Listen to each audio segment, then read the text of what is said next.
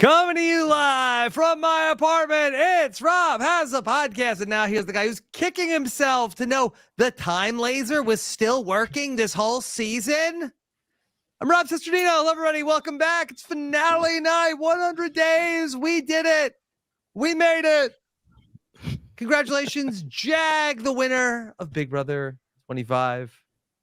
On a lesser note, congratulations to Pooya, the winner of the draft. The unlikely winner of the draft. Okay, I got a lot to talk about here tonight as we had a very surprising outcome in terms of how things went with this vote.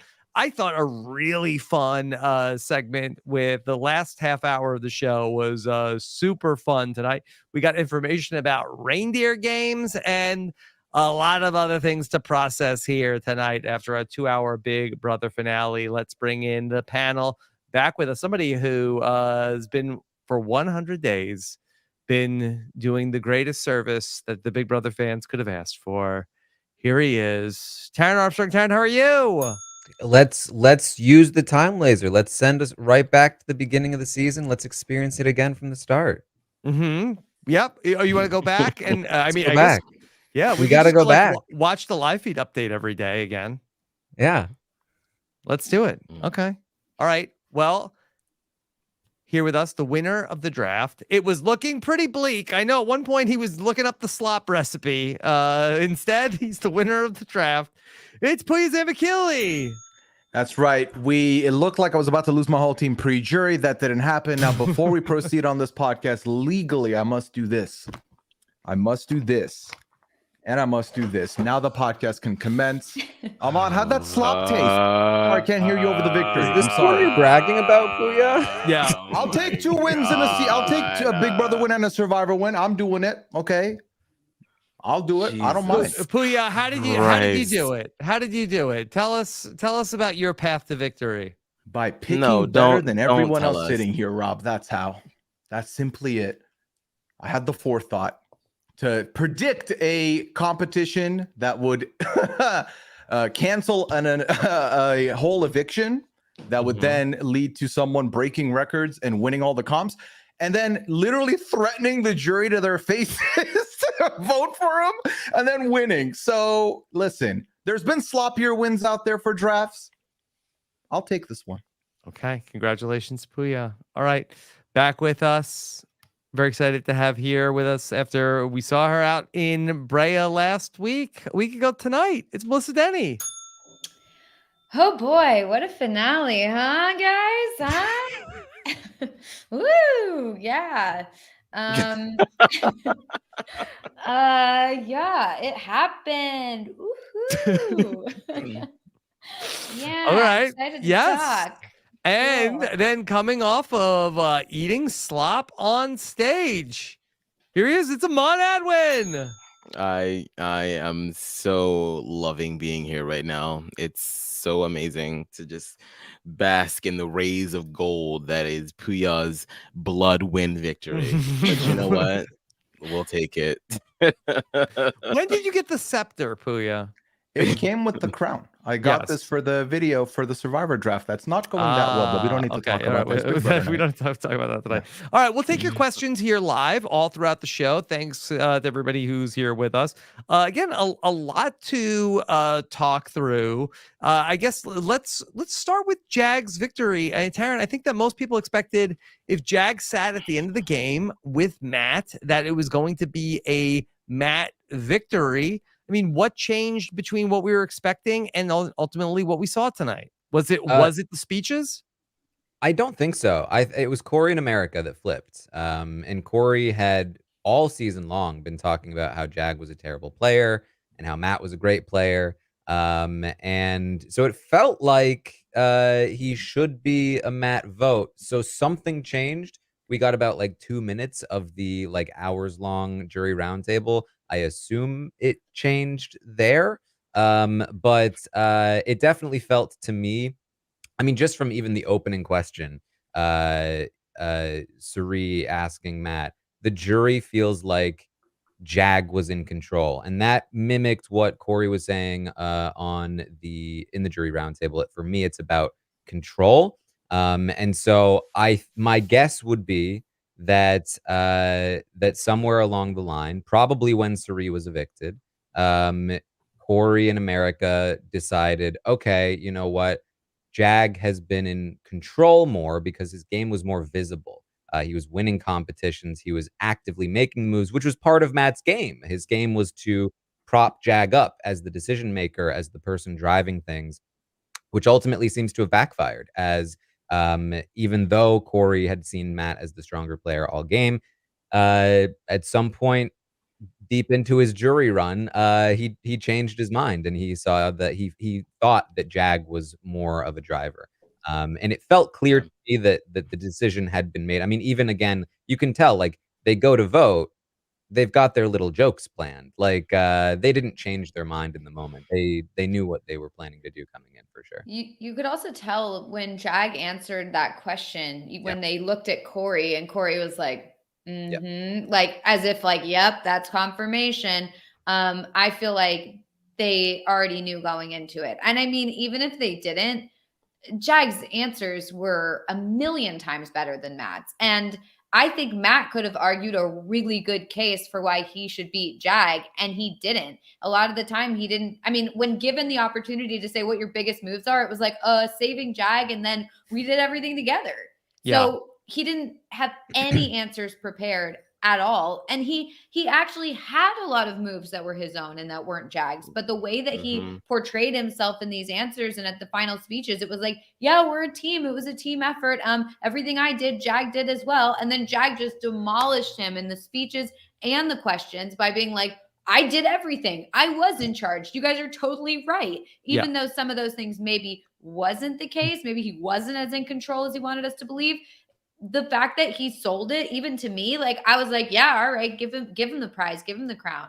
Yeah, and I want to be sensitive to Matt, because I'm sure that there probably was like a little bit of a disadvantage of with him being deaf, having to answer the questions, and then like over the like watching people on the monitor, and then however they're getting him those questions. So I think that there's certainly understandable why he might not have been like as ready to jump in with answers. But as far as his prepared statements go, especially like at the end, he was meandering and repeating himself, and like, yeah, I guess that's almost like as if, you know, he had not spent any time thinking about what he was going to say. And by contrast, that Jag seemed so prepared, so polished, to the point where that he was like really like almost like yelling, like it was like, Jag, like take it down a notch.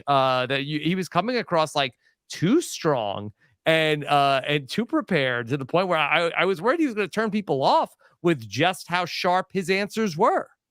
Yeah, I think that Matt really, I mean, a lot of his game in which he purported tonight was, yeah, I wanted to make sure that I lowered my threat level. I wanted to make sure that I wasn't appearing as the comp beast or the physical threat that I am. And I feel like some of that bled into what we saw tonight with a lot of his answering the jury. It was like, oh, I played this game. There was no leader. We all kind of just did what we wanted together. I found my person in Jag, and that was it. And here I am, as you know, here I am ready to win this game. And that doesn't really hold up a lot when you have someone like Jag that is like, no, bitch, like, I did the damn thing. I won all these comps. Yeah, maybe I was saved by Matt, but what I did after being saved was a lot. I was in control. I was never, you know, ready to get evicted. Like, it just sort of like paled in comparison to what I believe is the stronger game in what Matt played, but he just wasn't able to sort of convey that tonight. And it's, you know, it's interesting, because I feel like we haven't really, well, no, we've seen it a couple times where someone is not able to, you know, explain the game. We know that it's better, but yeah, it was just an interesting outcome of events. Yeah, I agree with what you're saying, Taran. I think that these votes were baked in before we got to this. I don't know if anybody was swayed tonight, but it is a thing I feel like on these shows, that the person that comes in with the most energy in these final twos, I feel, or final threes, like the person that speaks most confidently, even if they're like over representing like what they did, like it feels like it almost always goes in their way. Rob, this was I said this at the time. This was the perfect speech for Jag because it was just another example, all the way from the start, of him trying to do like the Onion Alliance and force it. Like it was just another thing that was like he's seen people do this in Final Two speeches. You're supposed to give energy. You're supposed to take credit for things, and so it felt like that, even though like there wasn't a lot of depth to what he was saying because a lot of it wasn't true. He had like the appearance of like the players that he has seen on the show before. And it's again just so interesting that has been his game all the way through. Yeah, he went into how he single-handedly sealed every single person's fate. It is by my will. The single-handedly adverb was like, okay. Yeah. His hands were, did he say bathed in blood? It was covered in your blood. It was like a checklist of all the things that you're supposed to say out of anyone that has ever lost Big Brother. It was like, oh, I saw Vanessa didn't like fully claim her game. Let me bathe in their blood. Oh, I saw that like maybe I need to like be a little bit more forceful, like Kevin from both BB cans. Like, let me just bathe in that he energy. Said, and it was he was the most dominant, strategic, and masterful player of the season. Okay, don't make me get up this early. Oh my god. Yeah. And the fact that he was like talking about how he like had to reveal everything in the goodbye messages and all that. It was like he had learned from every person from who Josh, like, lost. the goodbye messages, and he watched Cody do he took but pieces. it worked. It worked. Well, I mean, again, I don't think the speech was if anything, I think the speech might have cost him. But yeah, I mean, the comps. Look, I liked to watch it. I appreciated the speech. I feel like maybe it's not all accurate, but as a viewer, I'm like, I love the idea that he's like, I was the one who got you guys out. Look at me sitting in these chairs. Yeah. I bathed in your blood. Like, I love that. I wish that we had seen that energy from Jag the whole season. Yeah. Well, I wish that he was aware of what he'd actually done and it wasn't just bluster, but like it was still fun. Let him cook, Taran. I mean, listen, here's the thing. Every season, we look at who's going to be on the show and we're like, oh, this person's a fan. This person's not a fan. This person is like a surface level fan. They don't watch feeds. I did appreciate that he came in with some pizzazz and razzle dazzle at this questioning. It really made it interesting. I think the big takeaway for me was, wow, I did not expect this from Jag, so I was pleasantly surprised. But then also, Matt didn't do well at all.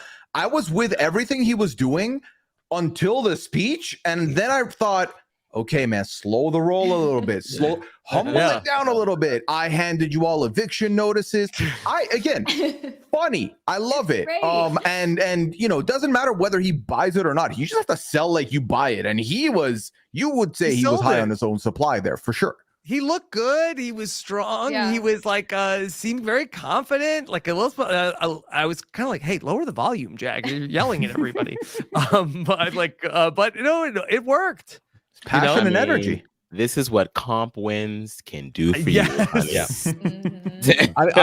did a 2-part series on jury management a few years ago. And what I said was the best thing you can do for your jury management is just win competitions, because if you win competitions, you will be seen as the more powerful, more active player, no matter what else happens, because the jury can't see anything that's happening after they're evicted. All they can see is competitions. And so if you're winning competitions, you're getting your way, you're making your way to the end, and you get credit for things, whether or not you should. And I think that Jag is the now quintessential example of a player who won competitions. Yeah. I mean, I am glad that Jag was a superb advocate for himself tonight. We always want to see that. We want to see people fight tooth and nail to win the game. So I'm glad that he did that on that part. I'm just a little miffed that he still won, only because I feel like even through all of that, the better game player lost, and it's not his fault that he won. Yeah, it's not his fault that he won because Matt did not do himself any favors. Aman, the better game player wore jeans to the finale. At least Jag was the best dressed for the finale. The other two were treating this like any other Thursday. They did not seem like they were prepared for the occasion. He was. Yeah, I also feel like the episode itself didn't feel like a finale for like the majority of it. I feel like the beginning intro just felt like an everyday, like, okay, previously on Big Brother. Like it didn't feel like the whole like game recap thing. Like BB Can really gets you like hyped up. Like BB Can is like, okay, this is it. This is the day we find this out. It was like today it was just like, oh, okay, wait, is this the finale? What are we watching here? No, they were ready for that Christmas special. That's what tonight. That's what they were hyping up. This was a long commercial for the Christmas special. Yeah, I mean, really I think they got through those two comps like as quickly as possible to ultimately get to the final three competition. Yeah, and then the final two competition was just like, it was so good for them that they got to the tiebreaker, that they got all the questions right. I was not expecting that. They missed one at the end. Oh, they both missed it? Yeah. Okay. The last one. Well, I mean, but good for them. I mean, that I thought that they did a pretty good job there. I mean, I was not expecting that out of Matt. I would thought that Jag had a good chance at it, but then they got to the end and it comes down to another tiebreak competition. This time, Bowie Jane nowhere in sight, and then Jag ultimately wins it. And we were watching on Sunday when we thought that that this is when Jag is going to evict Matt and then he's going to go on to win. He doesn't do it there. And then he has the golden opportunity, evict Matt and take Bowie Jane to the end. And then he doesn't do it there. Taran, what did you think about the ride that Jag took us on in that eviction speech to evict Bowie Jane? What do you mean ride? Well, he started off with, Bowie Jane, you made two promises to me that you were going to take me to the end and you would vote for me. Matt, in week 4, my back was against the wall. You answered my prayer, so I would feel badly if I turned my back on you. I think his tell was he started with Felicia last time. He starts with Bowie again, and then very quickly, he tells Bowie, what I told you is that I would love to sit next to you in the final two. Justified reasons. Here we go. But hey, here's what I will say. That would have worked on literally nobody but Bowie Jane. Bowie Jane left me like, yep, nope, yeah, absolutely fine. Sure, cool. Yeah, no problem. Listen, got my look. Like Taran has been supporting the idea that Bowie Jane is much worthy of a Big Brother win, or just a better Big Brother player than most people will give her credit for like the latter half of the season, and I wasn't into it, and I did get into it, and then I got into it towards the end, and I was like, okay, you know what, Taran, like I see it, and then tonight she undid all of that work. Fact. Tonight, Aman, the very fact that she went on this finale tonight and was like, I am so proud of so-and-so. I'm so glad to be here. He made the right decision. Girl, go home. I'm over it. I mean, it's boring, as it always has been. And I just need for her to watch this season back and look at her gameplay and be like, okay, you know what? Maybe I did not have the instinct that it actually takes to win a game like Big Brother. I'm annoyed. I'm very, very annoyed with her tonight. This is not fair. I think that Bowie's So be it. Jury question is the worst jury question you have of all time. I think she just wanted to reveal that, that they are in an alliance together. Here we go. Here's the great. I can't listen to this again, Rob. It's too painful. A great lawyer, Taran, does not ask a question that they do not know the answer to. Exhibit A. How did your game change for, I'm going to say the better, when you joined the Mafia with Matt and I? Jesus Christ! Look, and this is not an indictment on Bowie Jane as a person. She's lovely. If I saw her in the middle of the street, I would say hi and I would want to talk to her about her experience. I think she's a lovely person. But when it comes to Big Brother 25, girl. Exactly. That Julie, that they have 2 hours to fill in this show. That she came out the door and Julie's like, "All right, so thank you, Bowie Jane. See you later." This was very important that Bowie Jane wanted to get this information out. I just can't wait to meet his family and all the families here. Matt and Jack are the best people ever. It was not enough that she gave the win to at least one of them. Now she's like, I want to meet the creators. I'm just like, what the hell? Where is the self? You know what? I'm gonna say it. I think if we had backyard interviews, I think you two talking to Bowie Jane would have taken the Raven crown. I really do. I really do think it would have happened. It's a shame we're not gonna get it. Oh boy. Yeah. That I can't. Not to mention, then they let Felicia just go on. She's like, Felicia's like, now, Bowie Jane, I'm 60. I know that you ain't a damn 35. Now, how old are you? Yeah. Honestly, that whole segment with the secrets reveal was very entertaining. That was fun. amazing. Best part of the night by far. I was grinning from ear to ear. I was having so much fun. It made me be like, you know what? I actually did really love this cast at one point. Like I really did. And like for the first half of the game, I was having so much fun. So it made me go back to that. We'll get into all of that. But yeah, the Bowie Jane stuff was just. How did your game change for, I'm going to say the better, when you joined the Mafia with Matt and I? At least you don't have the silence after it.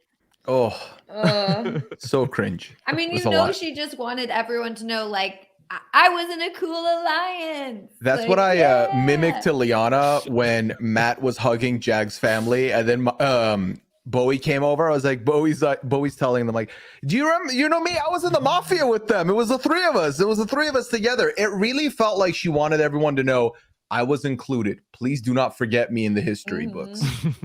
Yeah.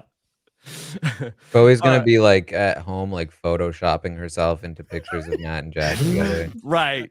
Into the Minutemen posters. Yeah. Mafia for life, written in Comic Sans. Going back from earlier into the night, the jury roundtable. Look, nobody loves Dr. Will Kirby more than me, but the jury roundtable is such a nothing burger now. Yeah. He hyped it up so much, and I was so excited for it. Yeah, they filmed for hours.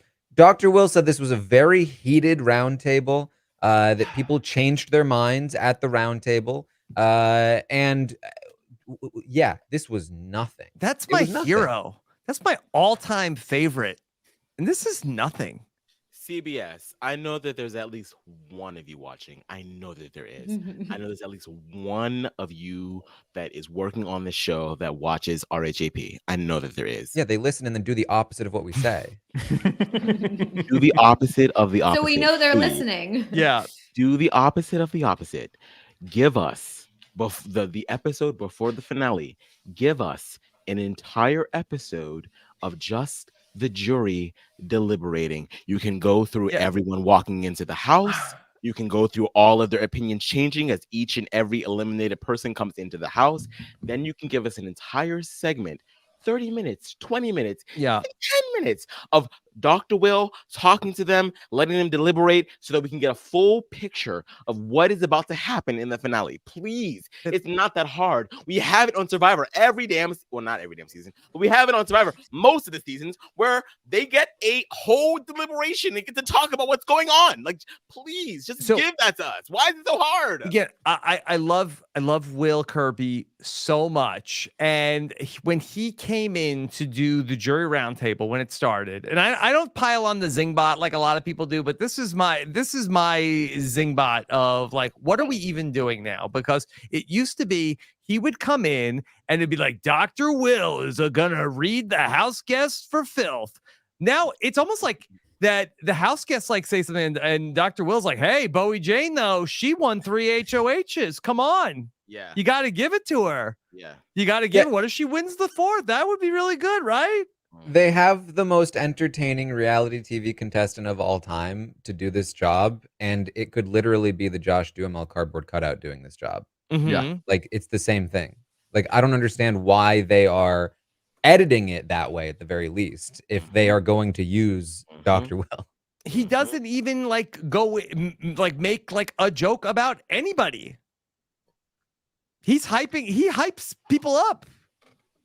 Well, that's the thing. Given the advertising we had gotten of what this was going to be like, given having heard about it, I was expecting a good time, Rob. But I'm with you. It didn't deliver, and I truly think that this is more so on the side of the editing team.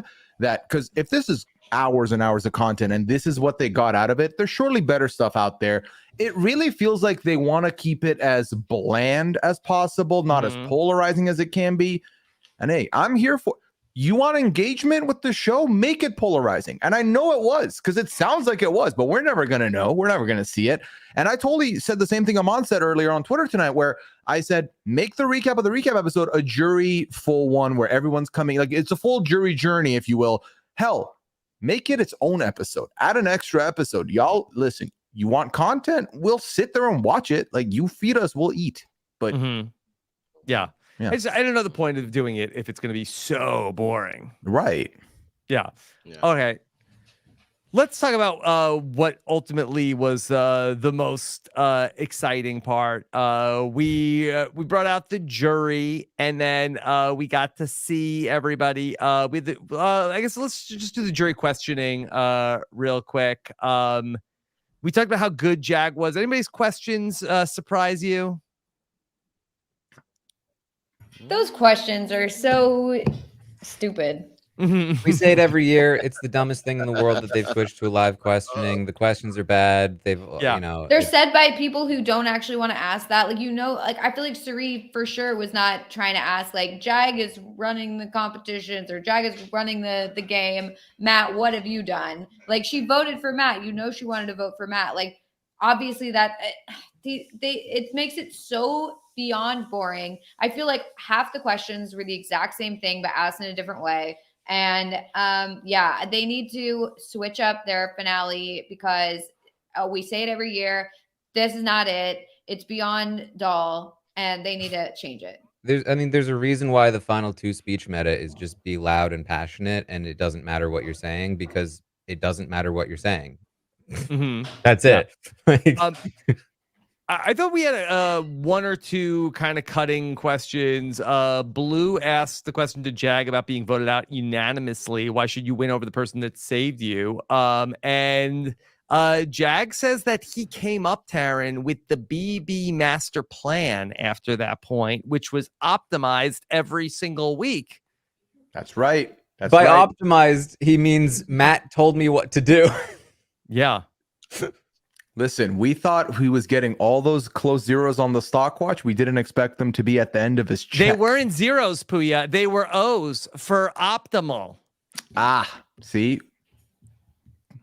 Wrecked again. Thank you, Rob. optimizing, and then perfectly got into the right position.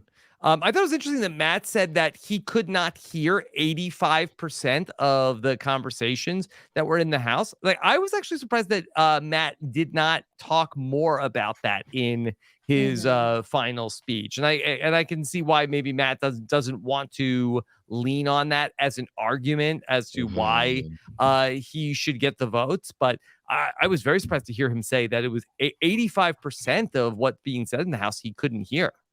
I mean, that is a lot. And it did every time that he's talked about his deafness, it does sort of like sober me up a little bit. I'm like, oh, wow. Like the things that I hear on a day-to-day basis, really, that is sort of like, that I take that for granted. So I was surprised by that as well.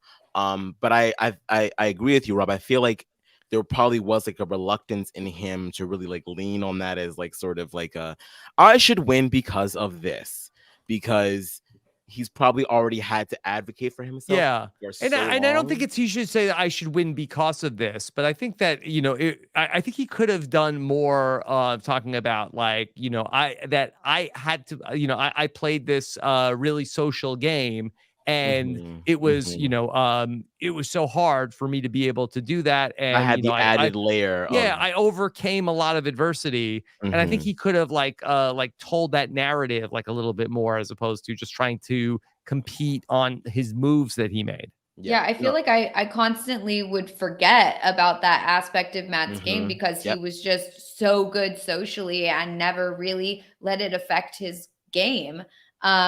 And then when he brought it up in his speech, I was like, oh my God, yeah. Like, why didn't I even, that didn't even like cross my mind when I was thinking about like how good he is socially and how we've been like saying that he had such a good social game. And like the fact that he had that 85%, he couldn't hear what people were saying. I mean, that is like so impressive. And I think you're right. Like, I think he should have maybe talked about that more, because you forget. And it's like, to be reminded of that is huge. Yeah.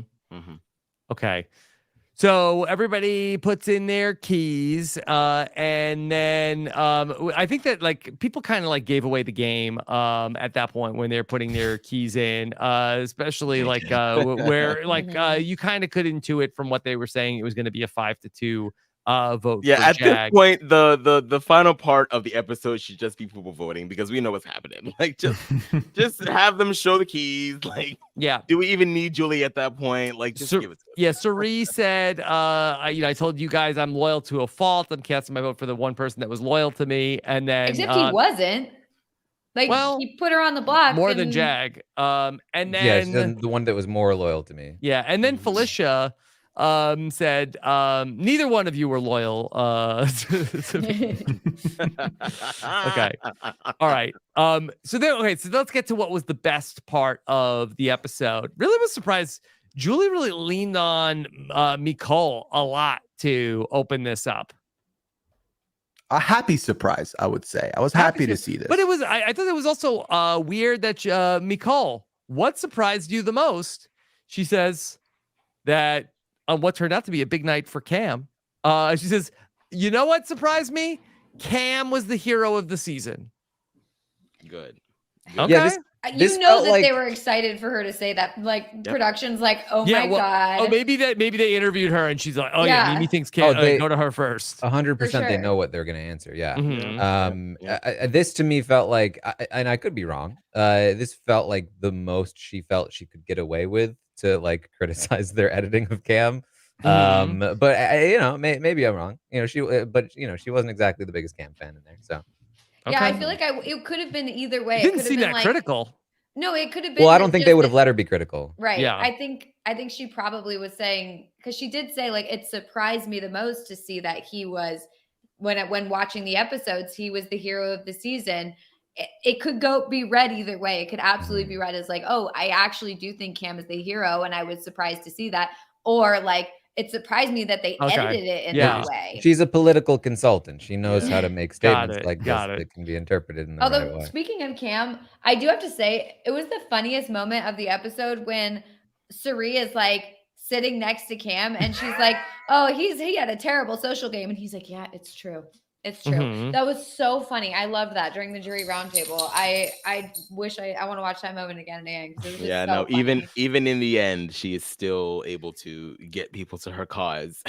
And he like owned it too, which I thought was like, I appreciate that, to see that, because it's like, you hate when people are like, I mean, you love to watch it, but you're also really annoyed when people like Raven or whatever is like, I'm the puppet master. What? You're saying I'm not the puppet master? It's like, it's funny to watch that. But like, it would have been a lot better to just be like, yeah, I sucked, And so I think that was great. Yeah. Heisem, I thought, has the Corey mustache, which I thought was so funny. And he talks about how that him and Mimi would have run the game, would have been the final two. I wanted more from Heisem here. Yeah. Yeah. I always want more from Heisem. I love Heisem. I was excited that they asked him a question at least. Yeah. Okay.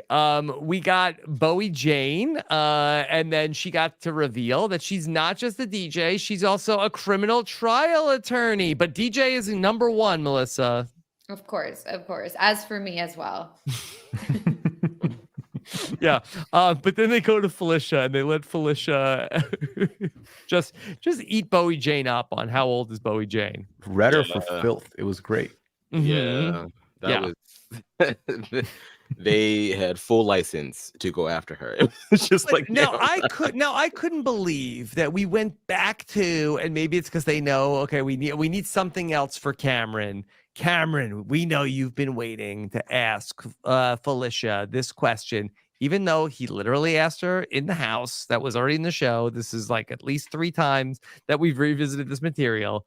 Do you think Felicia is related to Denzel Washington? Now, I thought that this was wild that we went to this, but we didn't talk about, like, the show never even addressed the thing that came to light during Felicia's press. And stop me if I have any of the facts incorrect, but that Felicia's brother passed away during the game, and she didn't tell anybody about it, that it happened. Yeah, I mean, I don't know if that's something she wants to necessarily talk about. Maybe she said, I don't want to talk about it. She talked about it in her exit press. Yeah, but that doesn't mean that she'd want to necessarily bring it up, at the finale. Yeah. I thought Felicia seemed like a completely like a different person. Like, I thought this seemed like such like a super professional Felicia. It was the glasses. Yeah.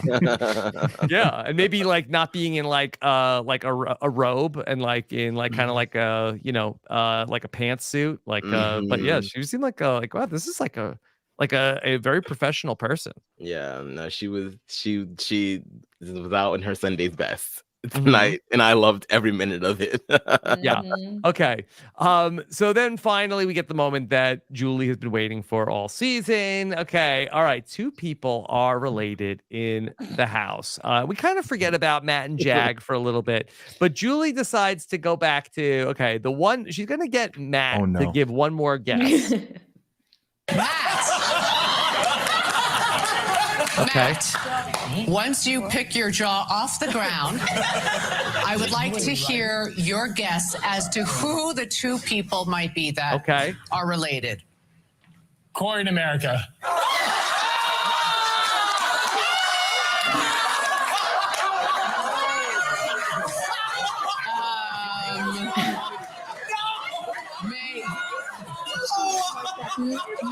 May I ask how you think they are related? Yes. I didn't think it through, actually. Now I realize Of course he didn't think it through. You ask him anything, the first name on his mind is America. Mm-hmm. Also, I love how Jag also turns to Matt before Matt answers and says, "You and Riley." Like, why is everyone thinking that someone's related to someone that they're like interested in? To be fair, Riley had a photo with Matt's mother. Mm-hmm. But still. Yeah. Yeah, I mean, they weren't that romantic in the house. I am that is the one thing tonight that I'm like, yeah, Matt, you deserve to lose, because what? Like, what is going on? Okay.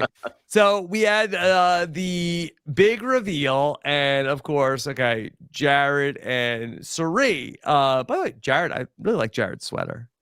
Interesting. I didn't. Oh, you didn't like it? But I think you could pull it off. Maybe, I don't know. Prove me wrong, Rob. Wear to New Orleans, please. Yeah, I would love to. But that being said, that was a really fun moment. Felicia has a big reaction of I couldn't break through that. That Corey has a big reaction of like, I voted out Suri's son and then tried to work with Suri. That was great. That was so funny. Yeah. I loved seeing all the reactions, and also the fact that Suri played along. Like when they revealed like, oh, 2 people are related, and she's like, and she's looking around. Oh, that was so good. And then of course people like looked at Felicia because Suri was like, and then I didn't think we needed the super cut of Julie asking the other people their reactions. Like, we have everybody there. We didn't need to. To be fair, I do like seeing the house guests watch the other like house guests who they haven't seen on TV yet. Like, I like that sort of thing, but yeah. So did we know that Izzy recognized Jared from the second that they were on the stage going into the house? It wasn't just that when she saw Suri that she placed Jared? No, she recognized Jared immediately and then Suri's saw Instagram. Suri. That's a super fan. Wasn't Yeah. it like the last thing that we saw on the first episode? It was like, yeah, like I know who you are. Like it was like during the like closing credits of the episode that she was like, yeah. Oh yeah. I believe the story she told that she followed Suri on Instagram, and then Suri had posted something about her son making music, and Suri Izzy is a musician, so she's like, oh, that's interesting, and so she checked out his music or whatever. Yeah. So then, but this was a really great moment, and Julie did a good job here. Okay, Jared, you weren't so great about keeping your secret in the house, and Suri is so mad. She was so mad. She's so mad. And he's like, yeah, I told the one person I could trust. I told Blue. And Suri is just like, You could tell she was like really mad. Yeah. Like, I don't think that was like play mad. Like, well, we're gonna have a talk. No, it's like, Blue told her that she knew, but she told her that that Blue said that I figured it out. Like Blue said that Yeah. Jared didn't tell her. And that's how much she was willing to not buy that, Melissa, right? That there's no way Jared would have said anything. So I'll buy that Blue detectived me out of all this. The game is over. Like, Suri hasn't seen Jared in 6 weeks. She could have easily said, it's water under the bridge. Like, she's like, we are gonna talk about this. Rob, not only did Jared reveal their secret against her wishes, he also lied to her about it for no particular reason. Among numerous things. And then also, Rob, I don't know that she remembers this, but he also tried to convince her that it was her fault that Blue figured it out. Yeah. I think so. I would have been upset too. Suri and Izzy are gonna have a chat tonight, and it's not gonna go great for Jared. Because it would have been better for Suri to know that someone else knows versus like then like lying to Blue. Because then Blue is like, okay, no, I know that there's a secret. I know there's a relationship between her and Jared, and she's acting as if there is none. So I know she doesn't trust me enough to tell me. And so like that, like if Suri knew, then they could loop Blue in and do what they had to do. But instead, Suri was in the dark because of Jared. So yeah, I would be mad for sure. I mean, to be fair, I don't think it like ended up changing things in the game for her because of Blue knowing, but still, I'd be mad. Yeah. This was like a good segment. I do still wish that we hadn't done it live on the finale. I would have loved to have gotten like everyone's reaction shot and maybe some like confessionals about how they felt about it, because I was so frustrated when they were revealing these things like, hey, Izzy knew. I don't get to see Corey's reaction to that whatsoever. I don't get to see almost any of the jury's reaction to that whatsoever. When they're revealing that Jared told Blue, we are like, it felt like a full 10 seconds on Blue. Nobody else on Blue going like, yeah, he told me. I knew. And I'm like, where is Suri's face right now? Where is everyone else's face right now? Like, what is happening? I was so upset, and they're so bad at like giving us. You're big on that. It should just be like a split screen of like every single person. It should be like this. This should be the finale. Yeah, it should be like at the Academy Awards. Just do it on at least have the cameras on the people who didn't know ahead of time. Right. Don't give me a shot of all of the pre-jurors being that like, do already know. Don't then give me the shot of Blue, who is the only other person from the jury that knew. Give me literally anybody else. Yeah, it should be like the Academy Awards where you see everybody all at once and then the face fall of like Okay. And then we've got to talk about one of the showmances of the season, Riley and Matt. Okay. Riley, what do you have to say to Matt? See you in a few minutes. I've been rooting for you. Like, they didn't even ask Corey in America about like the future of their relationship or anything. That was the one showmance they like had on the show. Well, and Blue in fairness, I think Jared, we've gotten quite a bit of Corey in America. Look, I'm not saying that we need more, but I'm saying like that was a real showmance. Riley and Matt's not a real showmance. I really didn't like when they walked out and Julie was like, "Oh well, you lost, but you got a girlfriend." And I thought, don't put words in their mouth. They don't even know if they're gonna like speak after this. I think that Matt's on board with it. I'm not sure if Riley is. Oh, for sure. Matt's like, "Yep, I've got a girlfriend." That's right, girlfriend. Oh boy.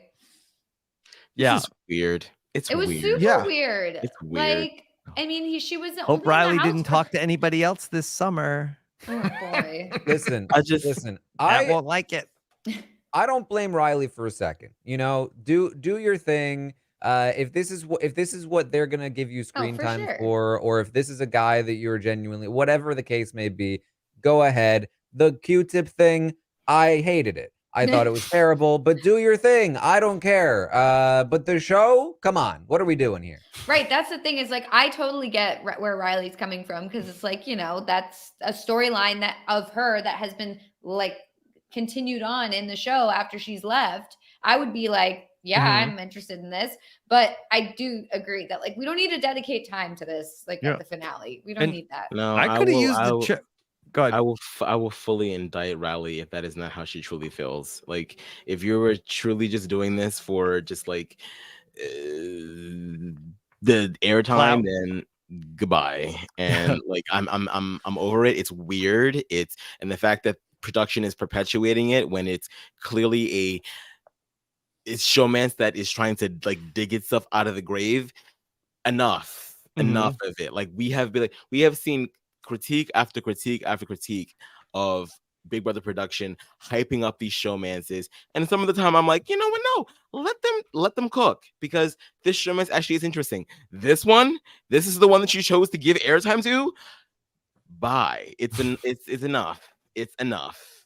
Yeah, and I don't want to be clear. Like I'm not doubting Riley's feelings. I like when I'm talking about like if she wants to, Aman can. Like I don't think that this is like a natural like way to like convey those. You know what I mean? Like this is something that felt put on by production, regardless of the validity of the feelings. You know what I mean? It's just a weird and awkward setup to like have two people speak to each other on a stage after like 85 days and be like, hey, so I've got a Q-tip for you. If it were real, we would have seen some type of indication of it in the house. It didn't happen in the house. It didn't happen for at least, I don't know, the first 50 days that she was evicted, and now all of a sudden it's happening. We can call it spade a spade. No. I could have used to check in with Blarid. What's going on there? I was like, I know that we didn't get any speech, but I saw Jared go over, was hugging Blue. What's the status? We'll never know. We'll never know. Season, Rob. That's for the slop to find out. Yes. Oh wait, can I say something? Yes, of course. I just wanna put on record how messed up it is that production rigged it so that Red got no questions at the jury segment. And none for Red Utley. Goodbye. Yeah, it was so They're rigged. probably worried that he might call someone. Hold on, can I get a FaceTime going? No, you may not get a FaceTime going. No. I wonder if someone put in an HR complaint about Red and stopped it from happening. Sorry, now I'm saying inside jokes from the the Red TikTok lives that I've heard about. No, God. Not inside jokes. All right. So after we got everybody together, then it was time to reveal the votes. Also, I felt like that when they started at the back, it was like, okay, well, I think we probably got to, that if we start at the front, we're not going to get to these 2 votes for Matt. So, because Julie, some years will start with the first person to vote, sometimes she'll start at the back. And then I think it's just whatever's going to get them the closest vote. So we get Jag, then 2 votes for Matt, and then the rest are for Jag. And he comes out. Congratulations to Jag, the winner of Big Brother 25. Next moment, Jag comes out, you know, happy for him. And the confetti rains down, and then Julie tells us, don't go anywhere because we still have more to do. We're gonna get the reveal of America's favorite player. All right. AFP came down to, all right, we had our top 3. It was Suri, Matt, and Cameron. Yes.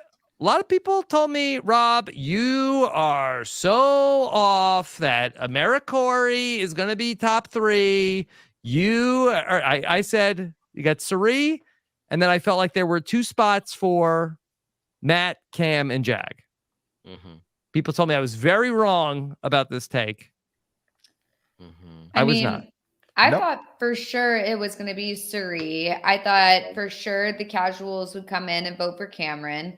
And then I did think that the last spot was going to be either America or Corey. I absolutely thought so. You I thought got there to was pick no one shot because they split the votes between them. They had to have won both sides. So when I was watching the recap on Tuesday, and they did the AFP segment followed by the Cam segment of the episode, that's when I knew. It's like they want Cam to win. I think so. You know, I feel like that, and I think that the productions are a little bit precious about that. The Amazing Race didn't want they don't want Big Brother people to win their show. They don't want Survivor people to win their show.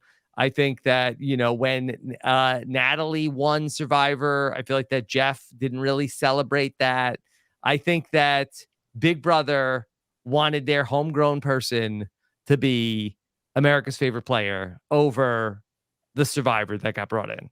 Well, Rob, I think there's another component of it as well. Yes, I've had a theory for a little while. Okay. That you know, the second we heard about this, you know, holiday business, yes, reindeer games. My immediate thought was back to when Cam was on the block, and he went into a long diary room session, and he was so sad before, and he came out and he was gleaming. He was beaming with joy. He said, I just had a great diary room segment, you know.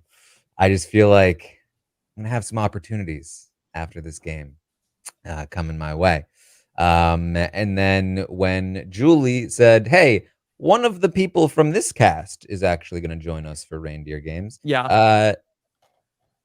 I was like, yeah, that's what I thought.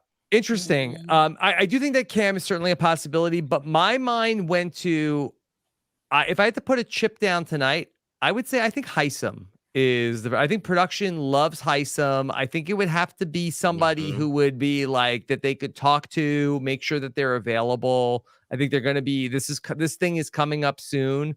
And if I was going to guess tonight which one of the people it's going to be, that would be my pick.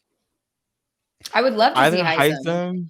Either Heisem or Felicia. I think that those are like sort of like where production is going to be like, oh yeah, let's get these. But if this is like a thing based on comps, because it's like the reindeer games, then I don't think they'll want Felicia. I think they'll want Heisem or Cam, who can like really compete. Yeah, but also comp people, it's going to be lame. It's going to be all about. I'm putting my money on Cam. They said this is Legends of Big Brother. Cam just won AFP. He lasted longer in the game. He had a much bigger presence than Heisem. I think Heisem's a better choice. Yeah, it certainly could be Cam. Here, well, let's talk about reindeer games in a minute. Let's just talk about the AFP vote. I know that I would have thought Suri had this locked up. I saw so much support for Suri, but you know, this voting was I don't want to be that guy. The voting was wacky with all these email addresses and everything. I went to vote. It told me I already had voted. My email address already got used. Yeah. Julie also mentioned in an interview that she said the company that they use still needs to go through and delete all of like the bots and the cheating votes. So you know what qualifies as that when all the votes are basically yeah. Yeah. And like go ahead, Pooya. Melissa. No, go ahead. I was just gonna say, like, I get the vote. I get why it ended up the way it did. I mean, like, as if I was solely basing this on the show itself, Cameron is a great player. He was great to watch. He was, the underdog the whole time. Everyone was against him and he would win. And then when he'd win, he'd make a big move and he'd try and work with all different kinds of people. And the whole time he was just like, trying to do it for his daughter. And, he was just like this nice guy. And so like watching the show, like I absolutely get it. My parents were like rooting for Cameron, like throughout the season, because they were like, how can you not? He's the underdog. Everyone's against him for some reason. And he's the only guy left. And he's just, trying to make his way through the game. So like, I get why the vote went the way it did. And to be fair, like these past few episodes, like with Cameron being shown in little tidbits, just purely on an edited version, like he's been fun. He's been funny, like in the jury house, like, even like he had a good reaction to Mimi tonight. Right. And even the roundtable with, when Suri made the comment and he was like, it's true. Like he's very good in like small snippets and edited things. Like it was so like, I get it. And so I just like, I totally get it. I was surprised because I did think Suri had like a huge fan base that was just like going out in full force. And that was like kind of the campaigning I was seeing going on. But at the same time, like I understand why, based on the edit, Cameron got the vote. Mm-hmm. Yeah. I mean, certainly has his support. But I really was surprised just based off of the last 3 AFPs and how it did seem to go a little bit more towards the online audience more so than the TV viewers. But I wish they would give you like an idea of like, was it close? Mm-hmm. Well, that's the thing, Rob. I feel like this year the online audience was very much divided. I feel like there were quite a few online candidates. You've got Corey, America, Suri obviously is a big one, but then Felicia had some vocal like supporters as well. There wasn't everyone funneling into one person. It was kind of scattered. Whereas from the casual side, it's been, and I've been keeping up with it all season because again, I am unwell and I look at the Facebook when I shouldn't be looking at it, but it's very much been Cam went out. Cam deserved to win. Mm-hmm. Cam for AFP from the minute he went out. Minute he went out, they've been saying Cam for AFP. So they had one target. Yeah. I just want to know, when is Big Brother Facebook and the casual fans, when is it enough? When are you going to finally divest yourself from your arcade views? That's what I just want to know, because we're in 2023 now. It's supposed to be 2024 in less than 2 months. I need for you guys to think critically about like what it is that actually constitutes in America's favorite player, house guest, whatever it is, because Cameron is not one of them. But you know what? I'll give it to you. You guys got your say tonight. It's fine. But in the future, just try to think more critically. And I'm disappointed. There we go. Amani was the only one who played the game. I'm with Melissa on this. I can't blame them for the vote, given the edit they watched. Like if I wasn't already a huge Suri fan, I might have been a Cam vote if I strictly watched the episodes. He was. But when is the media literacy? When is the media literacy going to? But if people aren't watching the live feeds and they're just watching the show, how do they know? What else is going on in the house? I mean, Cody Nixon won a America's favorite player. That's true. The live feeders kind of supported that one too, so that's true. Okay, wow. We can't fully blame the casuals on that one. It was a rough season. Yeah, it was a rough time. Yeah. Okay. All right. Well, all right. Cam is America's favorite player. Suri is just free, and I'm sure she's happy with that. Yeah, she is. Okay. She look. No matter what happens, Pooya, we have the traders. That happened this year. That happened. This has been a long year, Rob. Yeah, but no, that happened this year. I know she ain't ever coming back, and I love her for it. I feel like Suri put everything out she needed to. She competed in this. She made it, 93 some days. She showed her prowess, and she can now leave and never look back. And for that, I'm happy for her. Okay. All right. So we had one more big surprise to reveal. So Julie said, "Oh, wait, something else is happening. Something's going on in the house. What is happening?" And we cut back to the time laser. And so Frankie Grande and Danielle and Brittany are going to try to seal up the fissures that were created inadvertently some 100 days ago. And so they're trying to close things up. We're really all in on Meow Meow Enterprises. And ultimately, the time laser has now opened up a new multiverse, the holiday verse. Get ready for Big Brother : Reindeer Games. Yay! Yay, Santa. Okay. All right. So This is like Yes. my worst nightmare. I I hate Where it. is your holiday spirit, Melissa? Yeah, Melissa. My least favorite part of Big Brother is competitions. Yes. so Mike Bloom wrote an article about this. If you Yes. want some more information here, so let me just give some details to those that haven't seen this. Reindeer Games will involve 9 previous Big Brother house guests, including one of the recently wrapped season 25. Over 6 episodes, they'll play a variety of holiday-themed competitions. Okay. Each episode, Slip and slide. I hope. Each episode features 3 challenges. That's a lot of challenges for one episode. Yeah. Culminating in Santa's showdown, which determines which player goes home at the end of that episode. The competition will winnow down until 4 Big Brother legends remain, and then one player will walk away with $100,000. So it's just competitions? Yeah. So at least 3, it sounds like maybe even 4 competitions in a single episode. The more the merrier. Well, 20 and 6 it's the season, Melissa. Which leads me to wonder, is there any strategy? No, absolutely not. Zero. Time out though. What first point of order? Christmas Abbott's not going to be there, is she? It's going to be like her universe. Like Rob. It's going to be her, and it's going to be Corey from 18. I'm sorry, but they want us to be excited about like Tiffany and Derek X not participating. They're just elves. And Jordan. Yeah. Okay, well, Tiffany that's and Derek not are replacing Julie Chen. For this. They'll be hosting it. So, great for Derek and Tiffany. Look, this is not what maybe people thought like was going to happen, but let me just be the first to say, I'm excited for Reindeer Games.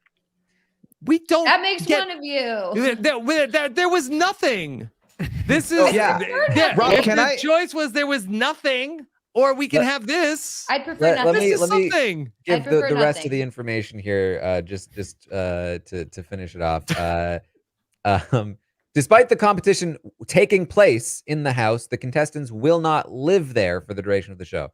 That means Reindeer Games will contain no live feeds. So what is this then? What is this? What are we doing? Why? What is the point? So rather than the social strategy, what is the holidays about? Getting together with loved ones. Yeah. And competing against them or what? Sometimes it says it will solely be focused on the competitive side of the show, not the social strategy element. It will be pre-taped. It will be 6 episodes. The episodes will air 3 times a week, so it will be 2 weeks of episodes. It's a vibe for 10 days. Yeah, here's how I see it. You gotta go in with the right attitude. Like this isn't gonna be the battle of the legends. Maybe we still get that at some point. Look, the reason why I'm excited about this is because I still think that the fact that they're doing this in December speaks to that. I think that they could still do something in January, February, whether it's a celebrity season. I will be there in January. So, but I will not be there in December. Rob, it's just the fact that like this season has been defined by its awful competition structure and design, and they were like, you know what? We should only do competitions. Yeah. Yeah, that's my least favorite part. I don't I like. understand Here's the problem there. Here's the problem. There's no live feeds. There's no strategy. Every time a competition is on the TV, I do not watch it. When we podcast about the competitions, I'm like, you guys tell me. I didn't see it because I don't care about it. I don't care about the competitions. Just tell me who won and let's move on so we can get on to like the actual game of Big Brother. And to watch 3 of them in an episode, I don't care. But if you have the choice to watch some people that you've enjoyed in the past on TV or to not have them on TV, you would rather not see them? Yeah. They could win money. Good for them. I'm not saying they shouldn't do it. They should win money. I'm happy for them. But I will not be participating. Okay. I mean this quite literally. I will need to be paid to watch this show. For sure. I think that is part of our arrangement. Here's what I will say. That's what I mean. Because, Melissa, like you, I do not watch Big Brother for the competitions. Absolutely not. But here's the way I see it. I'm a little bit in Rob's camp here. I see this show as you've ordered some fast food. You got the order you wanted. You open the bag and there's extra fries. Now, I would have preferred if it was curly fries, but it's not. But it's still extra fries that I wasn't expecting to get. Is this helping, Melissa? Is this helping? I like this the right analogy here is more that like a salad. Like you open it up, it's just like lettuce, it's free. like wilted No, lettuce. you can also not eat it. It's like you got an know what I order mean? of fries, and some of them were burnt. And then you said, hey, some of these fries are burnt. And they said, oh, that's great. Here, let us give you some more fries. And they give you a full thing of fries that are burnt even more. So for me, this is more similar to when they did the Big Brother Price is Right. This is when they did the Big Brother Candy Crush. I don't see this as a Big Brother extension. And I think that the reason why there's this feeling is because when they announced it, I feel like a lot of people kind of let their minds wander and said, OTT2 is happening. It's OTT2. Oh my God. And that was never going to be in the cards here for me. Now, I also agree with Rob. The fact that this is in December, to me, feels like this is just a bridge until we get to the winter, and we might get something bigger in the winter. That is actual. And the actors just ending their strike, so it's going to be a minute before we're back up to speed with like regular production on CBS and Paramount Plus. So I do think that there is still that window of opportunity for a January, February 3-week type season. Let me go to Aman, because Aman, you love the holidays. He's in another dimension. You don't seem that happy. I love the holidays. I love Christmas. I love Kwanzaa. I love Hanukkah. I love New Year's. I love Ramadan. I love the end of the year festivities. It's my prime. What about Honda days? The fact that because I felt like I was watching the podcast for a second because I was learning a lot of new information just listening to you guys talk. The fact that it's not going to take place in the house. Now I'm like, okay. Oh, it's not in the house? No, they are doing it in the house. They're just not living in the house. Okay. They will be traveling to the house to compete in. They'll have the limitations of the backyard as the comps. So they don't. So they don't have to live in the house essentially. No. Yeah. Right. Okay. It's a chop. What are we doing? It's not Big Brother. And I would even go as far as to say that it's not an extension like Pooya was talking about in Candy Crush or whatever the fuck. Oh, excuse me, whatever the hell. Like it's not, because that wasn't advertised in the same way that this one was advertised. She told us that this is going to be a holiday surprise. Well, I'm surprised. Surprise! I'm Julie's just not in it either. And Julie's not in it. What are we doing? What is this exactly? Hey, listen, Alison Grodner and her production company, they have tried to do other reality shows in the past, and they have flopped. This is just trying to backdoor one into their only successful one. Also, why did Julie say this has been done before? She did? Exactly. She said that in an interview today. She doesn't know. That's why everybody was saying, oh, it's OTT2, because she was saying it's been done before. Exactly. I was when like, have we ever done this? It must be a celebrity season. What if we ever listened to Julie? Why did so many people buy what Julie said for facts? Yeah. You know what? Because we're idiots. And that's, you know what? We are all idiots. This is true. You got us there. You got us there. But I feel very betrayed. That's yeah. what I feel. Agreed. I'm still gonna I was watch so it. excited. I'm still gonna watch it. You know and who should be mad? Go Who? ahead.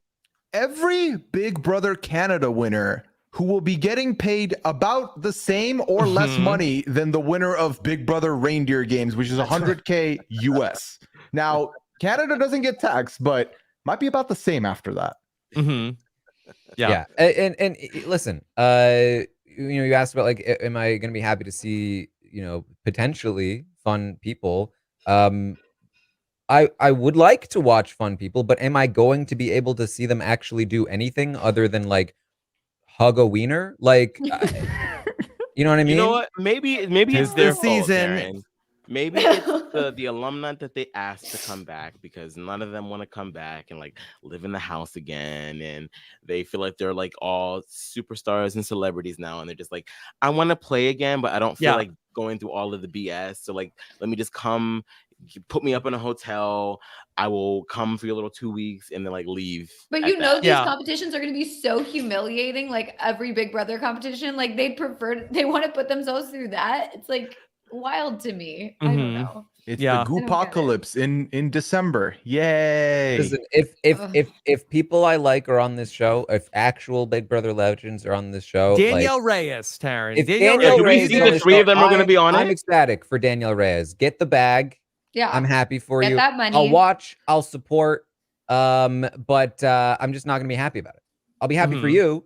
I won't be happy for me.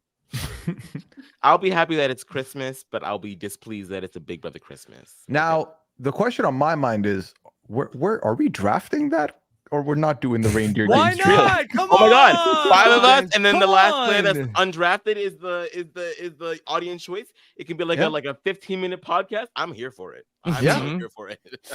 Look, just we know what we're getting into. Okay, this is it's reindeer games coming in. What do we have? Like a month until reindeer games? Are you guys seriously gonna make me watch this stupid thing? Melissa, you can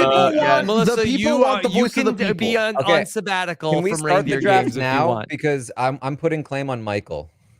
No, there's no claim on I'm nothing. putting claim on Brittany Haynes if she's on the season. I mean, you want to draft the cast tonight? Sure, yeah, let's do it. Let's do it. This doesn't count as my draft order setup. Because you have to think about like who's good at competition. Because with all due respect to Michael, I don't think he's making the cut for Reindeer challenge. They're gonna, but they're not. They're not. This isn't the Olympics. They're not like, well, they're gonna who's want the best of the best. They want the people that are. They want the biggest names. Yeah. What are they gonna have? Dr. Will?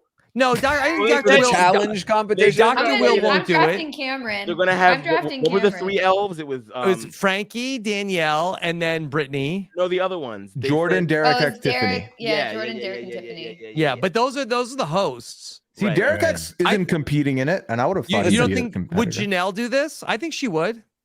She's on contract with yeah, she can't do it. Peacock or yeah. Okay. Oh man, DX. Yeah. I'm Janelle. Man, oh sorry guys, I can't do your show. Oh, oh man, sucks. Sorry, I'm in Scotland. Yeah, would Rachel come back for this? I mean, she's the main one that's always hyping up like. She loves comps, seasons, and loves the holidays. This will be fun. I could see her doing it for sure. I'm drafting Cameron. I think he'll win. How'd that go for you the first time? Hey, he won America's Favorite Player, and I get nothing. So there. Yeah. Cameron's the only one that was evicted more than the winner. Dang. Yikes. Yeah. Sari won't do it. Oh, no. Sari is done, okay? Sari's not coming back to either one of these shows unless she's hosting, okay? Yeah. Okay. Listen, all right. I'll take Christmas. I will not. I will not. Taran, stop. Safe. Unopposed, Taran. All yours. All yours. Yeah. What about Davon, Aman? Oh, about to sing us a song now. And I feel like it's the most wonderful time. The 12 Davons of Christmas. Girl, listen, if Davon is on this Christmas special, it's going to be Christmas for me forever. Like, I don't give a damn. Like, oh my God. That's enough for me. Aman's like, forget what I said before. I love this. Well, look, there's a bunch of Big Brother players that have done the challenge recently. That's like basically the same show at this point, right? Except it has more social strategy. So what about like Tyler, I would take like Tyler too. Monty, My second and favorite. Casey, and like all of those people. Mm-hmm. Fessy. I could do without Fessy. All right, so let's see what happens. Okay, well, I'm sure there will be more news and rumors coming up in the coming days. All right. Anything else from finale night? Yes, Pooya. They rock, paper, scissored to decide who wins part 1 of the HOH. Mm-hmm. They did. They most unserious. Yes. I did like the editors that they went to Jag to explain the rules of rock, paper, scissors for like 5 seconds. that was fair. That was a very meta Big Brother joke, I thought. The rules of rock, paper, scissors. Listen, Okay. I will say I was feeling more tense about the results of rock, paper, scissors than I was about like part 2 of the final 3 HOH. And I knew the outcome. Mm-hmm. True. What did y'all think of that part 2 comp though? I liked it. Aside from I could have done without the zip line, but I like the premise. Mm-hmm.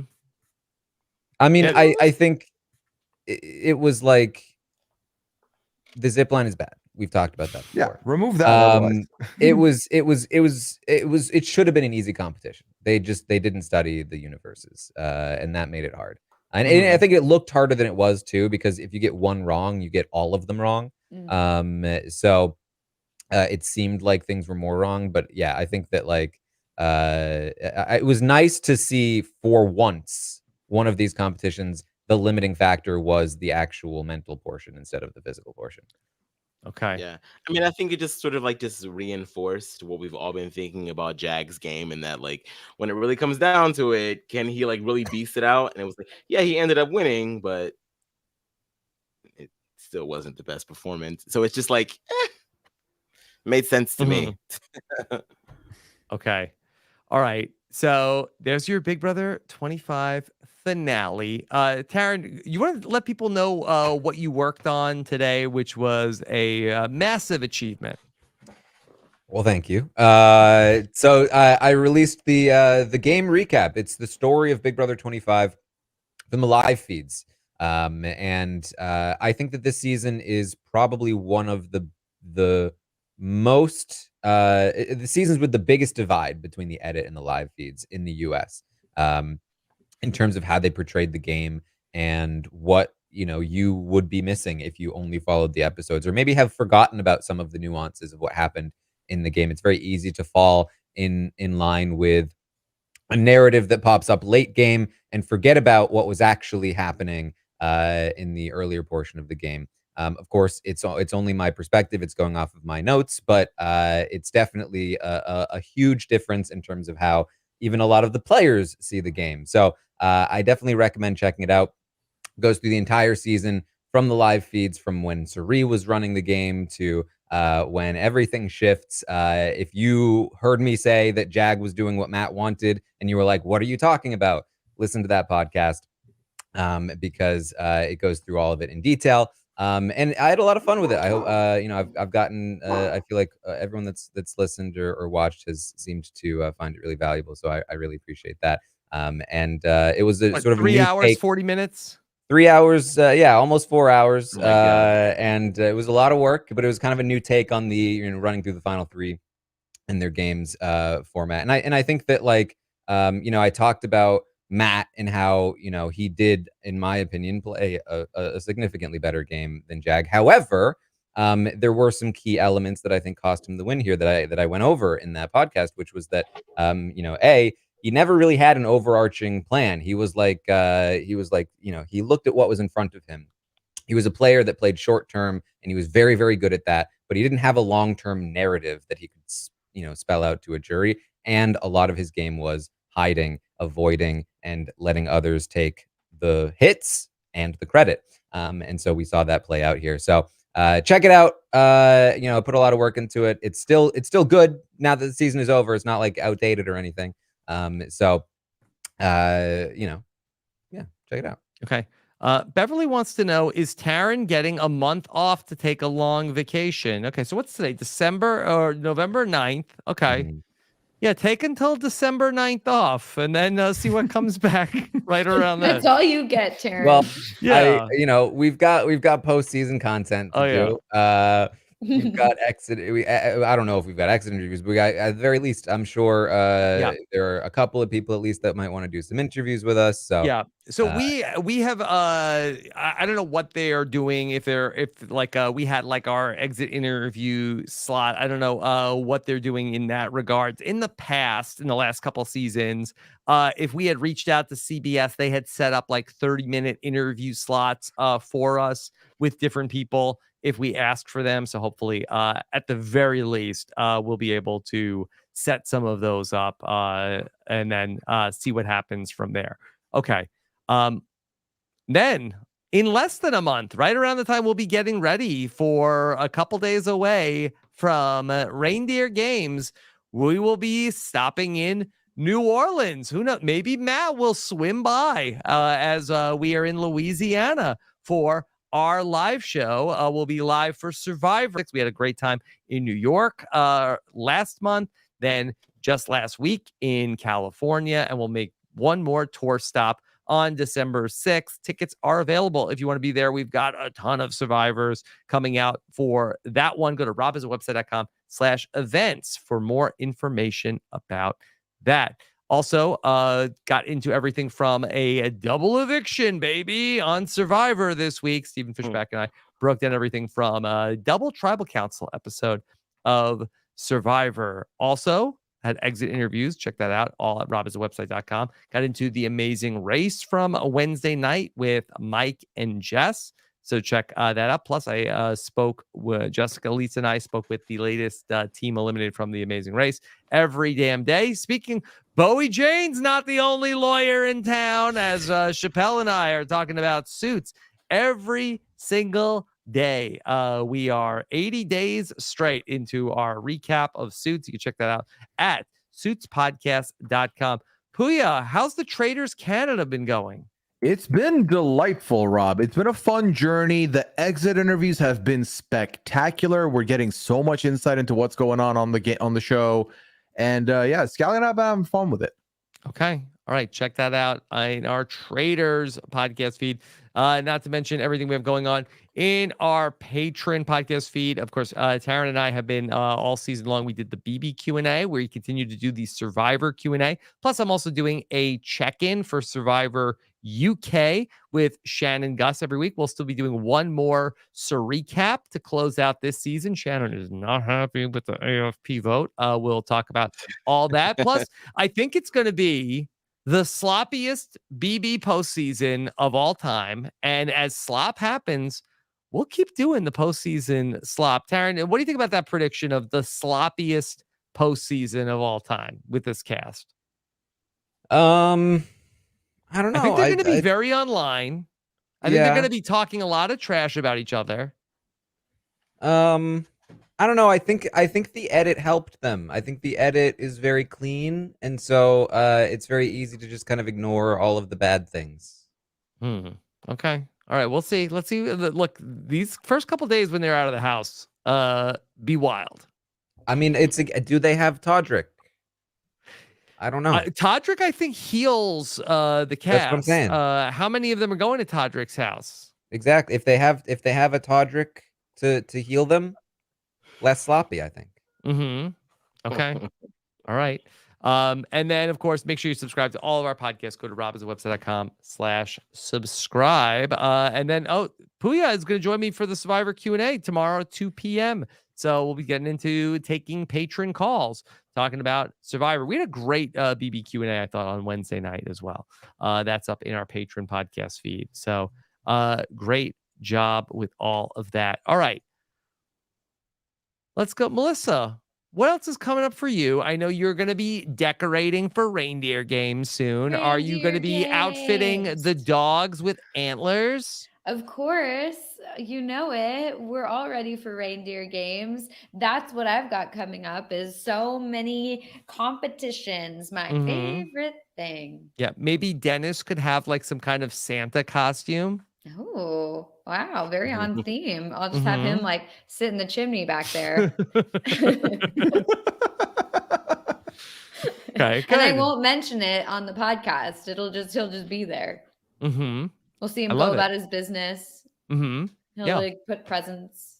It'll be very exciting. All right. But Melissa, great job all season long. Be sure to follow. It's Melissa with 3 A's. Yep. On all social media platforms. Okay. Aman, what's coming up for you? Nothing much. Oh, the drag race will be starting up again in the next month or so. So I'll be back with Liana and Beth covering the 16th season of RuPaul's Drag Race. I know it's kind of crazy. And also, just like, if you have not bought tickets to go and see Rob has a podcast live in New Orleans, please do so, because California was like a dream. So much fun. Oh, yeah. So much damn fun. So yeah, that's nice of you to say, Aman. Yeah, we really did have a fun time. It's so special when we all get together for these things, and yeah, it was a really fun week out in California. And it's only gonna be one show in New Orleans, but I think that this is gonna be a very fun couple of days. It will be. It will be. You will not be sorry that you're there. But yeah, that's it for me. Follow me everywhere at Aman Adwin. Okay, great job, Aman. And then Pooya, congratulations on your big win in the draft. Thank you. Whatever. I will be. It's a blood win. Is it? How'd that slop taste on stage, Aman? How was Shut that? up. All right. I'll catch you in the next draft. I've been booked, blessed, and busy, Rob. I've been having a good time talking traders. Obviously, like we talked about, 90 Day Fiance still going on, 2 seasons next to each other. So I'm going through recording those. Masked Singer took a hiatus because of the World Series last week. So Liana and I will be back to talk about it this week. And then otherwise, I've been very busy on stream. This has been a big month for me on Twitch. So twitch.tv/Pooya. I've been streaming. I will be streaming every day until the 17th with a lot of fun stuff going on there. So definitely check me out over there. Okay. Great job, Pooya. Yeah. Congratulations on your dominant, strategic, and masterful draft. It was my master plan all along, Rob. You got our blood all over your hands. You single-handedly knocked each one of us out. Handed you your eviction notices. That's but like, true. Honestly, like, you know, it as much as we like, you know, have a lot of ire about Jag's game, like, I am still very pleased that the first Punjabi person won Big Brother tonight. Like, that is just like that really should like stand in tonight's finale. So like, is he the best winner? No, but who cares? Like, he still won, and he's great, and it is what it is. You know what I mean? So yeah, I mean, I think that like it was a low bar to clear, but like I'm happy Jag finished won strong. Yeah, on a personal level. He did over the other two. Yeah. Okay. And then Taran, what else can we say? 100 days straight of the Big Brother, and now once again your watch has ended. And what an incredible job you did all season long. You helped contextualize everything that happens in that crazy house. And this entire community is richer for it. And so once again, I commend you for another job well done. Thank you, Rob. You know, it's journey before destination. Whether you liked the ending or you didn't like the ending, we all took a trip together. It's about the friends we made along the way. The friends and the enemies that we made. Many enemies. I'm making a petition right now. Taran has to wear a Santa hat for every single update for the reindeer game. Yes. What updates, Aman? The recaps, the 6 recaps. No, he has to do morning updates anyway. Just so you remember. I'm getting some programming in my ear. I think there's going to be daily drops that come from Santa for you. Hit him with the digital daily. Oh no, the digital dailies from Santa. Whether or not you get your way in any particular season, this is a show that brings us all together. And I'm so happy to be here every single year, every single podcast. So thank every single person who has come along with us on this journey, whether we've been a friend to you or an enemy to you. Yeah, I appreciate it. Very classy to thank the enemies too tonight, Taran. Where can people There's still a keep up number. with you, even when Big Brother is not still going on? Come find me on Twitch. I hang out over there all the time. You know, the same energy I bring to Big Brother, I bring to other things as well. I like to analyze all kinds of stuff and watch all kinds of shows. Survivor is still going on. It's having a great season right now. So I'll be watching those episodes live, maybe kicking the podcast back up at some point as well if you want to check out some Survivor coverage. You know, just I'm on Instagram. I'm still climbing and you know, doing stuff over there as well. So don't be a stranger, you know, come hang out. All right. Great job once again, Taran. Thanks to everybody who joined us here for the finale and all season long. It's been a fun ride. We'll see you. Look, Big Brother is look, normally we'd say we're gonna wait till Big Brother Canada. We got something coming up in the next couple of weeks. So thank you so much. Take care, everybody. Have a good one. Bye.